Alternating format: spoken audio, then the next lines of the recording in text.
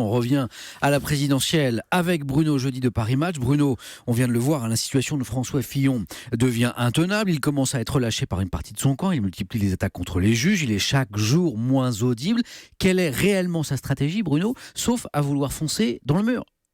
Oui, Samuel, François Fillon a choisi de dramatiser au maximum sa situation. Mis au courant de sa convocation dès mardi soir, le candidat de droite a parfaitement mis en scène sa matinée d'hier. D'abord en annulant au dernier moment sa visite au salon, puis en consultant un à un les barons, les principaux barons de la droite. On a vu ainsi les Larcher, Barouin, Bertrand, Pécresse défiler au QG. Il y a eu ensuite cette déclaration à la presse dans laquelle il a lui-même révélé sa convocation chez le juge en vue d'une mise en examen, confirmant qu'il ne renoncerait pas et s'en remettait exclusivement au seul jugement du suffrage universel. L'occasion ensuite de multiplier les grands mots, les attaques contre les juges, vous le disiez, une défense pas mal habile, médiatiquement réussie. Alors, médiatiquement réussi, mais politiquement?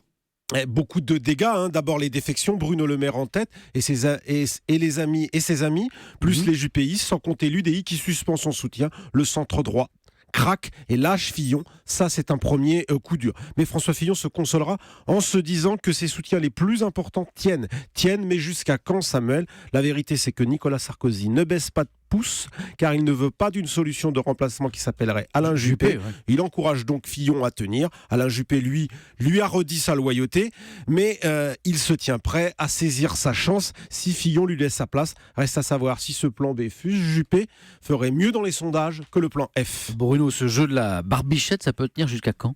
On va vite être fixé, Samuel. On ne doute plus des talent de combattant de François Fillon, devenu une sorte de grenadier voltigeur, vous savez, ces gars au service militaire qui sont en première ligne. Alors on verra si ça tient. Aujourd'hui, il est en campagne dans le Gard avec un meeting ce soir à Nîmes. On verra s'il y a du monde. On attend aussi de voir en revanche si les militants vont répondre à son appel. Le grand dimanche, rassemblement, grand rassemblement au Trocadéro, un rassemblement risqué, une sorte de moi ou le chaos. Certains barons de droite ne le voient pas du tout d'un bon œil. Qui viendra sur scène autour de lui? Y aura-t-il du monde? La place est grande et en plus il pleuvra.